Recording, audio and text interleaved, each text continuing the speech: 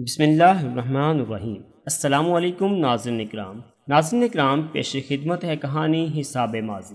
ان دنوں میں منڈی شاہ جیونا ضلع جھنگ کے ایک دور دراز قصبے میں تعینات تھا۔ مذکورہ قصبہ دریائے جہلم کے قریب واقع تھا۔ دریا کا کنارہ ہمارے قصبے سے بمشکل 4 فرلانگ یعنی آدھے میل کے فاصلے پر تھا۔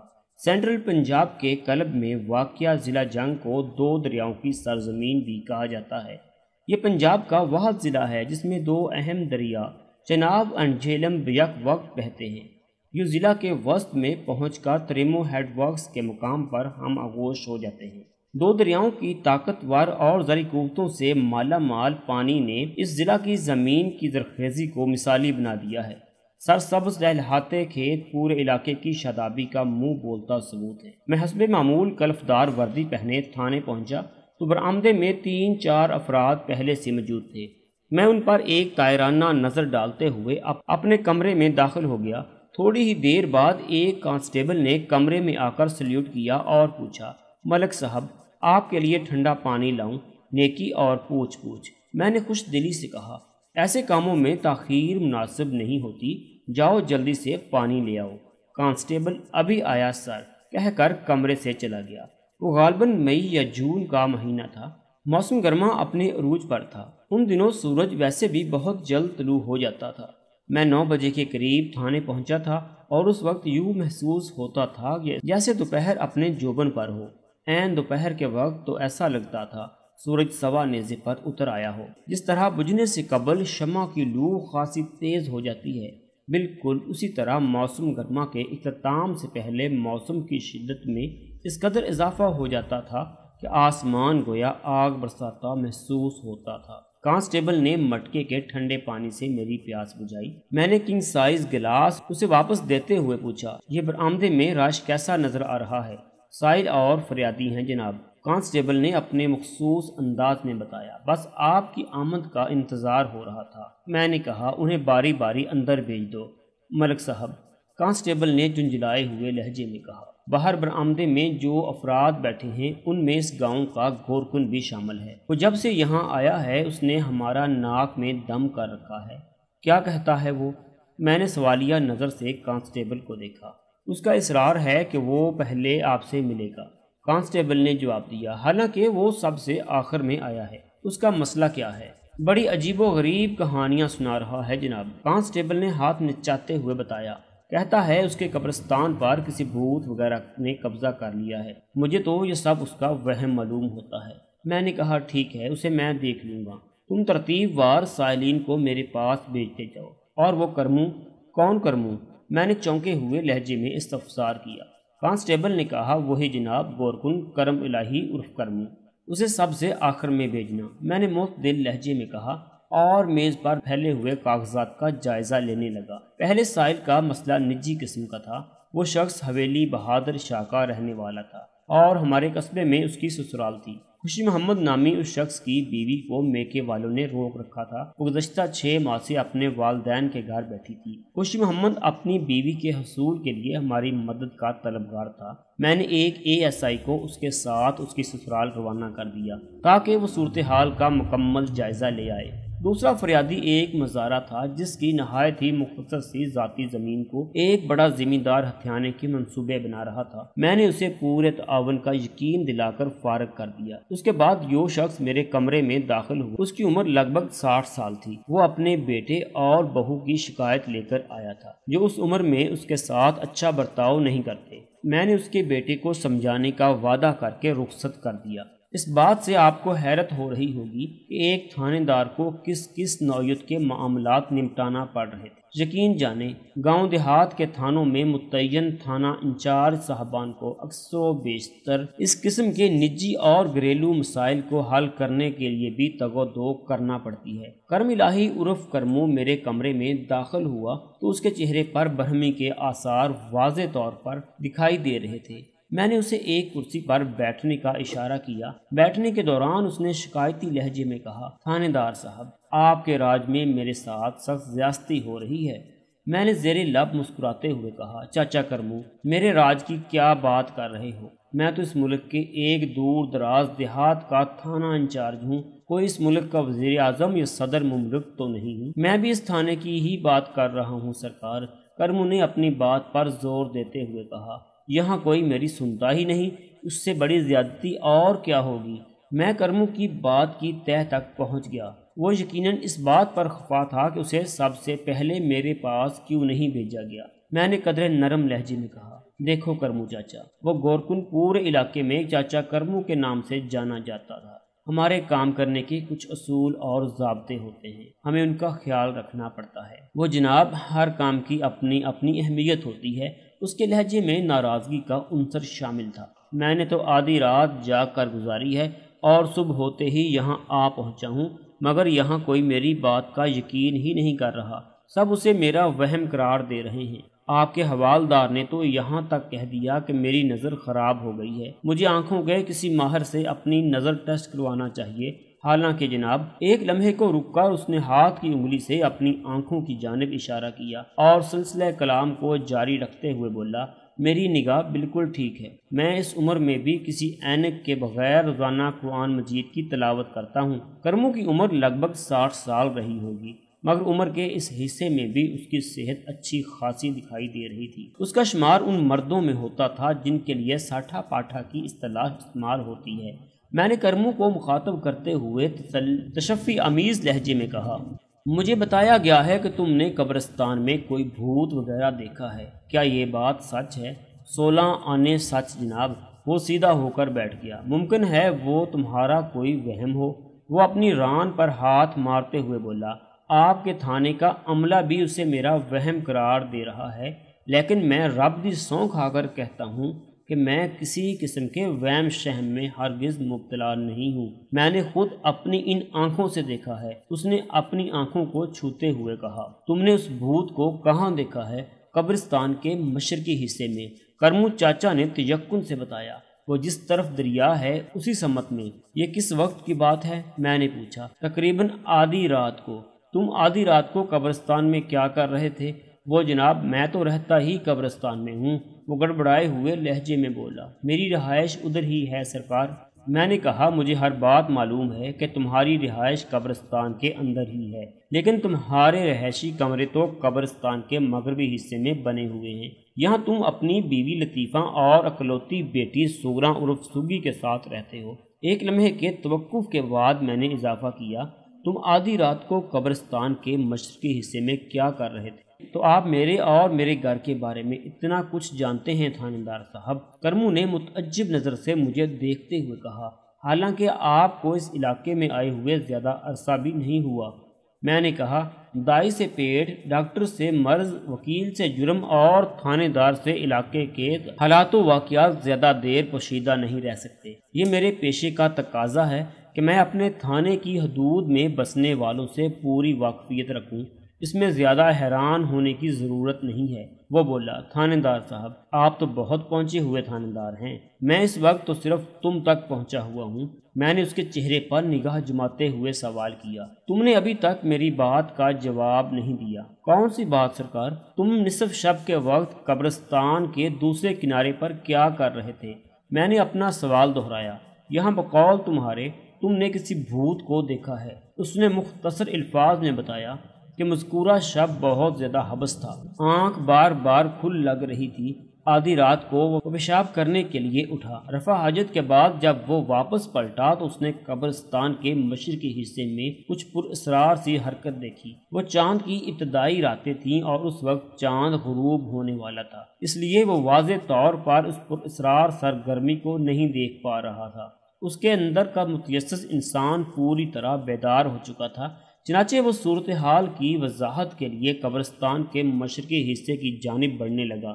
ابھی وہ اپنے مطلوبہ مقام سے خاصے فاصلے پر تھا کہ اس نے ایک سایہ سا دیکھا، جو کبھی زمین پر بیٹھ جاتا تھا اور کبھی اٹھ کر کھڑا ہو جاتا تھا۔ کبھی کبھار وہ چند لمحات کے لیے رکوع کے بل جھک بھی جاتا تھا۔ پہلے کرمو کے ذہن میں یہ خیال آیا کہ شاید کوئی شخص کسی قبر کو کھولنے کی کوشش کر رہا تھا، لیکن دوسرے ہی لمحے اسے اپنے اس خیال کی تردید کرنا پڑی، کیونکہ وہ سایہ قبرستان کے جس حصے میں سرگرم عمل تھا، قبروں کا سلسلہ ابھی وہاں تک دراز نہیں ہوا تھا۔ وہ بالکل سادہ زمین تھی جہاں چھوٹی جھاڑیاں اور گھاس اگی ہوئی تھی۔ کرمو کوئی بزدل یا ڈرپوک قسم کا انسان نہیں تھا، تاہم اس وقت وہ خالی ہاتھ تھا۔ احتیاط کا تقاضا یہ تھا کہ وہ آگے بڑھنے سے پہلے اپنی حفاظت کا انتظام ضرور کرے۔ اس خیال کے ساتھ ہی وہ اپنے کمرے کی جانب بڑھا۔ یہاں اس کی بیوی اور بیٹی محو خواب تھیں۔ اس نے ایک تیز دار کلہاڑی اٹھائی اور دبے قدموں قبرستان کے مشرقی حصے کی جانب بڑھنے لگا، لیکن اس وقت تک وہ تماشا ختم ہو چکا تھا۔ اب وہاں نہ کوئی سایہ تھا اور نہ ہی کچھ اور۔ کرمو محتاط قدموں سے چلتے ہوئے عین اس مقام پر پہنچ گیا یہاں تھوڑی دیر پہلے اس نے کچھ پراسرار سی سرگرمی دیکھی تھی، مگر اب وہاں کچھ بھی نہیں تھا۔ اس نے احتیاطاً چاروں طرف تھوڑی دور جا کر ادھر ادھر کا جائزہ لیا، لیکن اسے کچھ دکھائی نہیں دیا۔ تھک ہار کر وہ واپس آ گیا۔ اس نے چارپائی پر لیٹ کر سونے کی کوشش کی، مگر اس مقصد میں اسے کامیابی حاصل نہ ہو سکی۔ جیسے ہی صبح کا اجالا کھلا، وہ دوبارہ اس مقام پر پہنچ گیا یہاں آدھی رات کو کسی پراسرار شے نے اٹھک بیٹھک کی تھی۔ وہاں پہنچ کر اسے حیرت کا ایک شدید جھٹکا لگا۔ مذکورہ مقام پر زمین کھودی ہوئی تھی، تقریباً 4 انچ گہرائی تک نیم دائرے کی شکل میں زمین کو کھودا گیا تھا۔ دائرے کا قطر لگ بھگ 10 فٹ تھا۔ کرمو کے خیال کے مطابق وہ تمام کارروائی کسی بھوت کا کارنامہ ہی ہو سکتی تھی، اور اس کارنامے کو ہم تک پہنچانے کے لیے وہ اس وقت میرے سامنے بیٹھا تھا۔ اس کی کتھا سننے کے بعد میں نے کہا، کرمو، کھودی ہوئی زمین کو دیکھ کر تم نے یہ اندازہ کیسے لگایا کہ وہ کام کسی بھوت کا ہو سکتا ہے؟ جناب، کسی انسان کو کیا پڑی تھی اس طرح آدھی رات کو وہ زمین کھودنے کی؟ اس نے الٹا مجھ سے سوال کر دیا۔ اور کسی بھوت کو کیا پڑی تھی؟ میں نے تیز لہجے میں پوچھا۔ ہو سکتا ہے۔ کرمو بات کو ادھورا چھوڑ کر سراسیمہ نظر سے مجھے دیکھنے لگا۔ کیا ہو سکتا ہے؟ وہ باقاعدہ خوف زدہ نظر آنے لگا۔ جناب، میرے ذہن میں ایک بات آ رہی ہے، وہ سہمے ہوئے لہجے میں بولا۔ وہ کیا کرمو؟ میں پوری طرح اس کی جانب متوجہ ہو گیا۔ اس نے بتایا، ہو سکتا ہے کسی بھوت کا انتقال ہو گیا ہو اور وہاں اس کے لیے قبر کھودی جا رہی ہو۔ ہم بھوتوں کے وجود سے انکار تو نہیں کر سکتے نا۔ اپنی بات ختم کر کے وہ تائید طلب نظر سے مجھے دیکھنے لگا۔ میں نے مضبوط لہجے میں کہا، میں اس قسم کے توہمات میں نہیں پڑتا۔ یقیناً تمہاری آنکھوں کو دھوکا ہوا ہے۔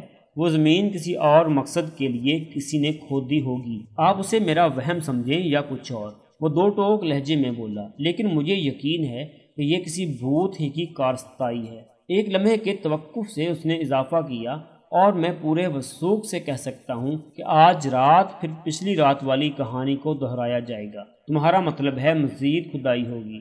یقیناً جناب، وہ مضبوط لہجے میں بولا۔ میں نے سن رکھا ہے کہ بعض بھوت خاصے بھاری جثے کے مالک ہوتے ہیں۔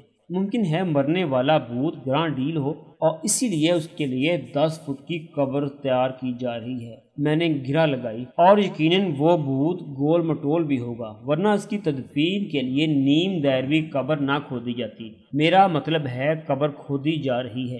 کرمو نے میرے تبصرے پر برا سا منہ بنایا اور شکایتی لہجے میں کہا، آپ کو میری بات کا یقین نہیں آیا، اسی لیے آپ میرا مذاق اڑا رہے ہیں۔ میں نے کہا، میں تمہارا مذاق نہیں اڑا رہا کرمو چاچا، لیکن یہ حقیقت ہے کہ تمہاری بات کو میرے ذہن نے قبول نہیں کیا۔ آپ چل کر وقوع دیکھ لیں جناب۔ وقوع؟ میرا مطلب ہے وہ جگہ یہاں زمین کو کھودا گیا ہے۔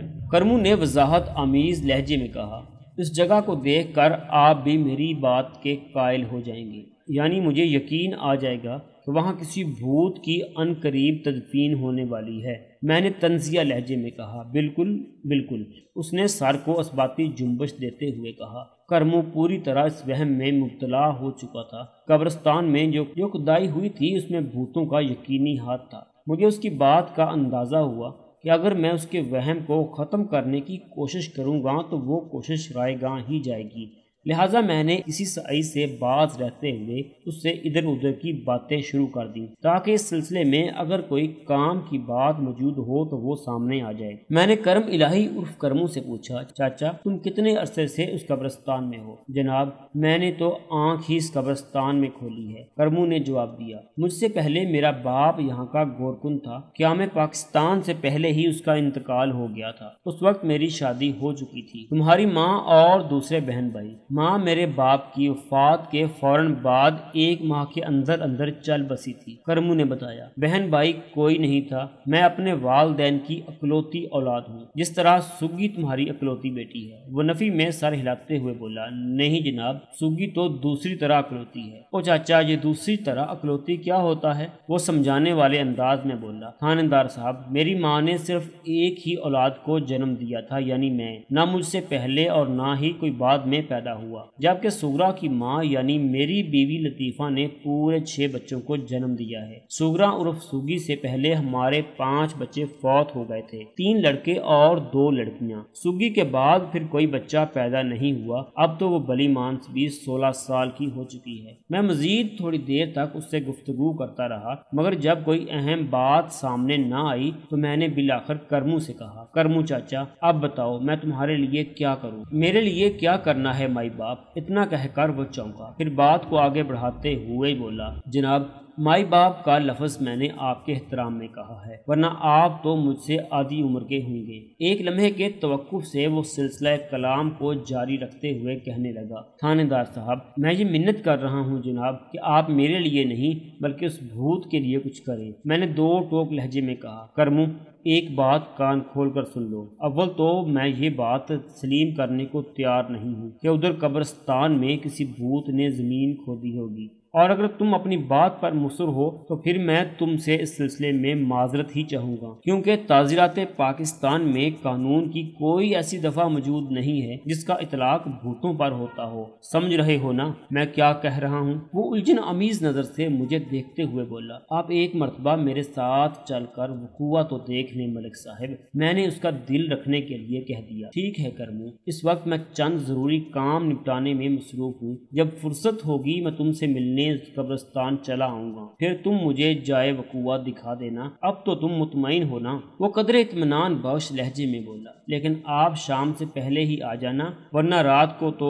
میں نے قطع کلامی کرتے ہوئے کہا، بھوت کی تدفین ہو جائے گی، آپ سمجھدار ہیں، اس نے کہا۔ یہ جملہ کرمو نے اس انداز میں ادا کیا تھا جیسے اسے احساس ہو گیا ہو کہ میں اس کے موقف سے اتفاق کرنے لگا ہوں۔ میں نے اس کی خوش فہمی کو قائم رکھتے ہوئے شام سے پہلے قبرستان پہنچنے کا وعدہ کر کے اسے رخصت کر دیا۔ اس کے بعد میں اپنے روزمرہ کے کاموں میں مصروف ہو گیا۔ دوسرے روز کرمو پھر تھانے میں موجود تھا۔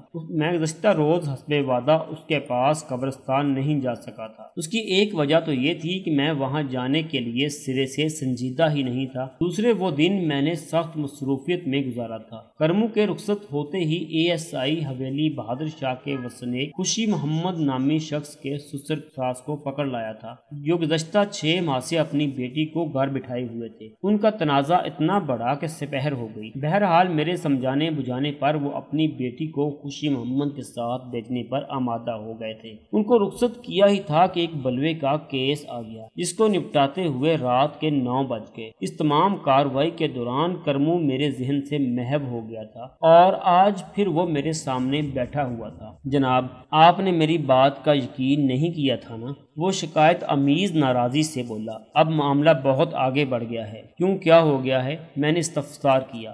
کرمو نے بتایا، بھوت آج رات بھی آیا تھا۔ کیا کہہ رہے ہو چاچا؟ میں سچ کہہ رہا ہوں۔ مجھے اس کی بات سن کر ہنسی آ گئی۔ میں نے پوچھا، اور مردہ بھوت کی تدفین ہو گئی؟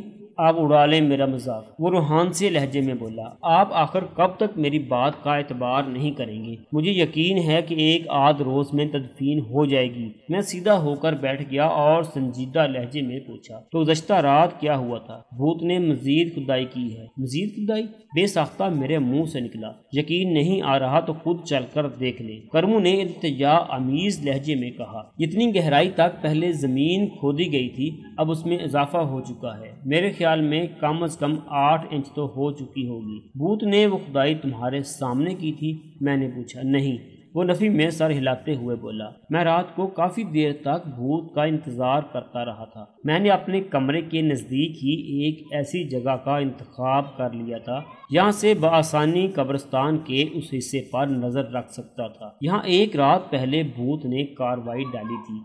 وہ ایک لمحے کو سانس لینے کے لیے رکا، پھر بات جاری رکھتے ہوئے بولا، آدھی رات کے بعد مجھے نیند آنے لگی تو میں آ کر اپنی چارپائی پر لیٹ گیا۔ پھر آج صبح ہی میری آنکھ کھل سکی۔ مجھے یقین ہے کہ بھوت نے اپنی طلسماتی قوت سے مجھے نیند کی آغوش میں پہنچا دیا ہوگا۔ وہ نہیں چاہتا ہوگا کہ میں اس کی سرگرمی کو دیکھ سکوں۔ اپنی بات ختم کر کے کرمو امداد طلب نظر سے مجھے دیکھنے لگا۔ مجھے اس کی ذہنی صحت پر شک ہونے لگا۔ میں نے سوال کیا، کرمو جب تم نے رات بھوت کو دیکھا ہی نہیں تو پھر یہ بات کس طرح کہہ رہے ہو کہ وہاں مزید 4-5 انچ کھدائی ہو چکی ہے؟ میں نے ابھی تھوڑی دیر پہلے اس جگہ کا معائنہ کیا ہے جناب، کرمو نے لرزتے ہوئے لہجے میں بتایا۔ وہاں سے سیدھا آپ کے پاس آیا ہوں۔ میں نے ایک فوری خیال کے تحت پوچھا، تم نے ان پراسرار واقعات کے بارے میں اپنی بیوی یا بیٹی سے تو کوئی بات نہیں کی؟ میں ایسی غلطی نہیں کر سکتا جناب، وہ گمبھیر آواز میں بولا۔ میری گھر والی ویسے ہی کمزور دل کی مالک ہے، اب ایسی بات بتانے کا مطلب ہے کہ اسے جان سے مار دیا جائے، اور میری سگی بھی بہت سیدھی سادی بچی ہے۔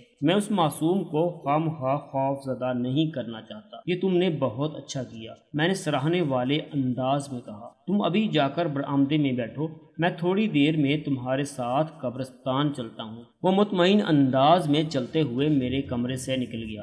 میں نے کرمو کے ساتھ چلنے کا فیصلہ اس لیے نہیں کیا کہ میں نے اس کی بھوت والی کہانی پر یقین کر لیا تھا، ایسا کوئی سوال پیدا ہی نہیں ہوتا تھا۔ میں تو محض اس جگہ کا بغور جائزہ لینا چاہتا تھا۔ اگر کرمو کا بیان 100% درست تھا، یعنی خدائی کے بارے میں، تو پھر اس بات کا امکان موجود تھا کہ کوئی شخص اس جگہ کی خدائی کر کے یا تو کچھ برآمد کرنا چاہتا تھا یا پھر کسی اہم چیز کو دفن کرنا چاہتا تھا۔ اس خیال کے تحت یہ سوال وجود پاتا تھا کہ 10 فٹ قطر کی وہ اہم چیز آخر کیا ہو سکتی تھی۔ آدھے گھنٹے کے بعد میں کرمو کے ساتھ قبرستان کے اس حصے میں کھڑا تھا جہاں کی زمین کو واقعی کھودا گیا تھا۔ اس وقت میرے ساتھ 2 کانسٹیبل بھی موجود تھے۔ قبرستان کی وہ جگہ قبروں کے سلسلے سے ذرا فاصلے پر تھی اور وہاں چھوٹے قد کی جنگلی جھاڑیوں کے علاوہ گھاس وغیرہ بھی وافر مقدار میں اگی ہوئی تھی۔ کرمو کے بیان کے مطابق وہاں 10 فٹ قطر کے نیم دائرے میں 8 انچ گہرائی تک کھدائی کی گئی تھی، تاہم میں نے حتمی اندازہ یہ لگایا دائرے کی گہرائی 5-6 انچ سے زیادہ نہیں تھی، البتہ دائرے کی گہرائی کم و بیش 10 فٹ رہی تھی۔ اس کھدی ہوئی زمین کو دیکھ کر واضح طور پر پتہ چلتا تھا کہ کسی نے ایک خاص مقصد کے تحت وہ محنت کی تھی۔ میں گھوم پھر کر ارد گرد کا جائزہ لینے لگا۔ وقوع سے کچھ فاصلے پر وقفے سے 2-3 جگہ سے زمین کھدی ہوئی ملی، تاہم یہ کھدائی ایک محدود جگہ اور کم گہرائی تک کی گئی تھی۔ البتہ ایک بات طے تھی کہ وہ کھدائی تازہ ہوئی تھی۔ میں واپس اصل مقام پر آ گیا اور کرمو سے سوال جواب کرنے لگا۔ میں نے اس سے پوچھا، کرمو چاچا، یہ جگہ قبروں سے ذرا ہٹ کر ہے، کیا یہ بھی قبرستان کے علاقے میں شمار ہوتی ہے؟ جی اب تو ہوتی ہے سے کیا مطلب؟ وہ بولا، پہلے کسی زمانے میں قبرستان وہاں تک تھا۔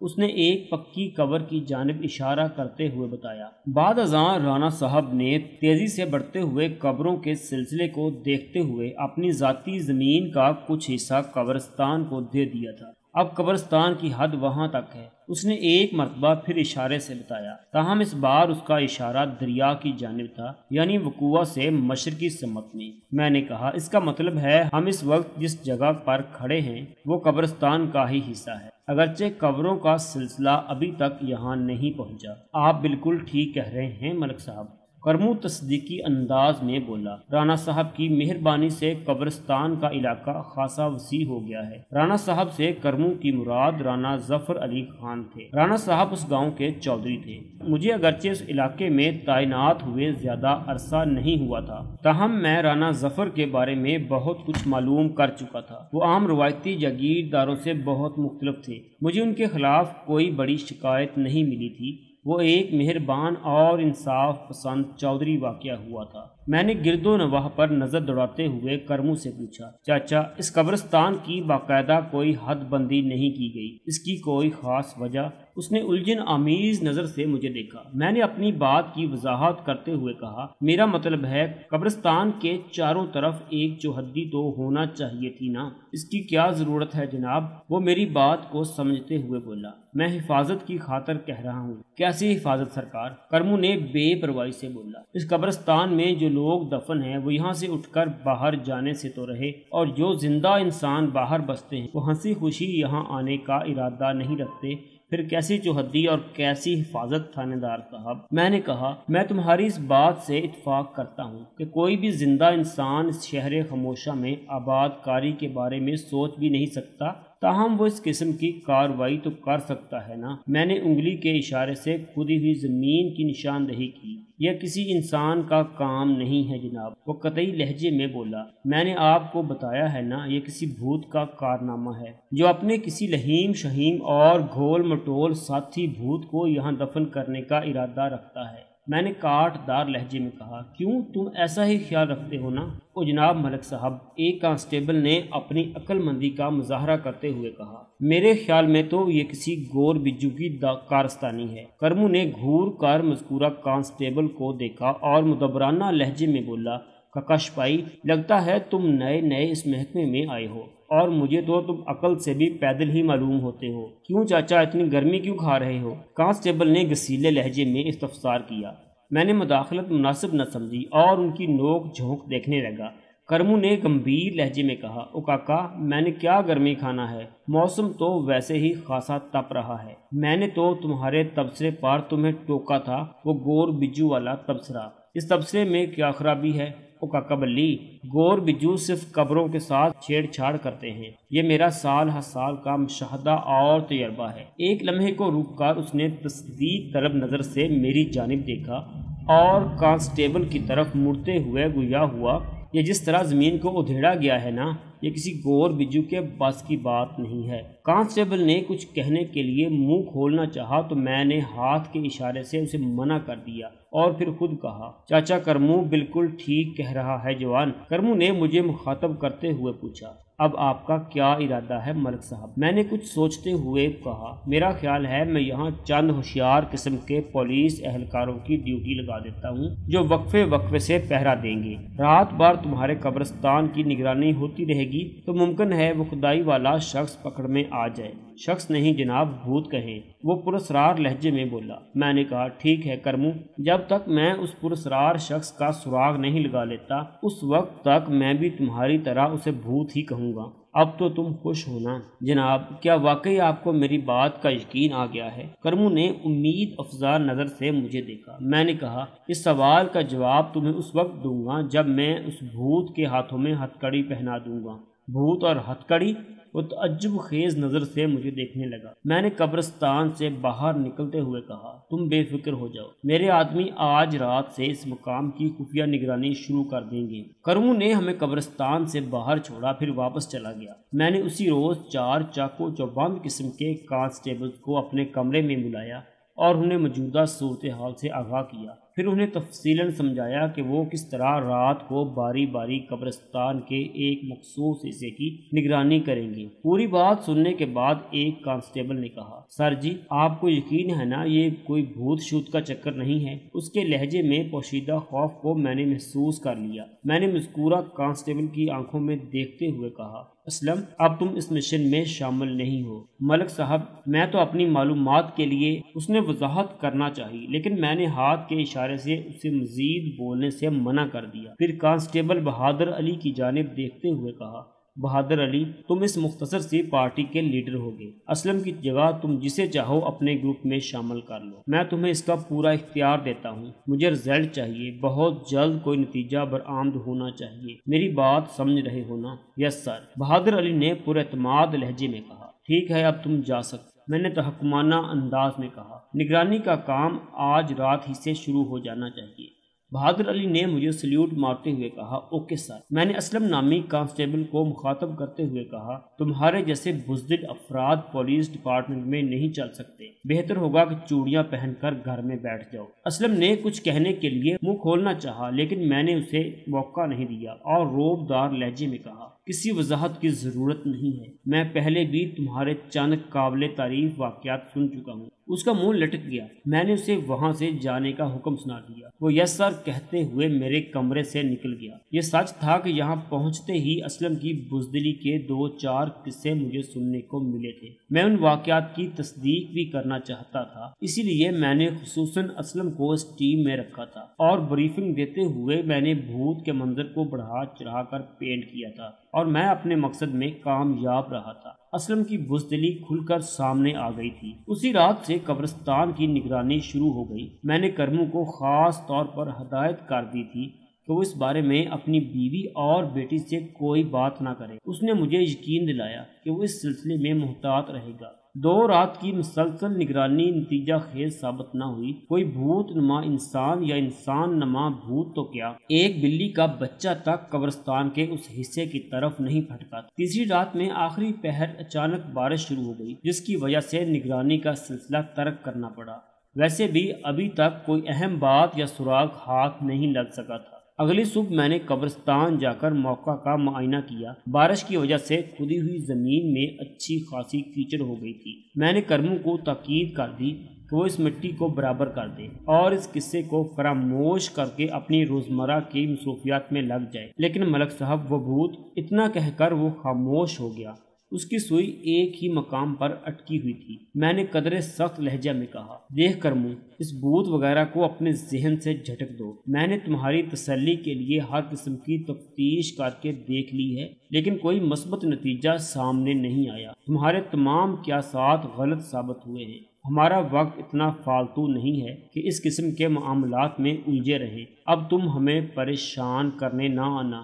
تمہارا وہ بھوت جس نے خدائی کی تھی اپنے مردہ ساتھی بھوت کو کہیں اور دفن کرنے چلا گیا ہے۔ تم اس کے جنازے اور تدفین کے بارے میں سوچ کر خود کو ہلکان نہ کرو۔ آئی سمجھ میں بات؟ کرمو کے چہرے پر ایسے تاثرات نمودار ہوئے جیسے اسے میرے خیالات سے اتفاق نہ ہو، تاہم کچھ کہنے کے بجائے وہ خاموش ہی رہا۔ میں تیز قدموں سے چلتے ہوئے قبرستان سے تھانے کی جانب روانہ ہو گیا۔ تو دوستو، یہ تھی ہماری آج کی سٹوری۔ جانے سے پہلے اس ویڈیو کو لائک کریں، شیئر کریں، کمنٹ باکس میں اپنی رائے کا اظہار ضرور کریں۔ چینل کو سبسکرائب کر لیں اگر سبسکرائب نہیں کیا تو۔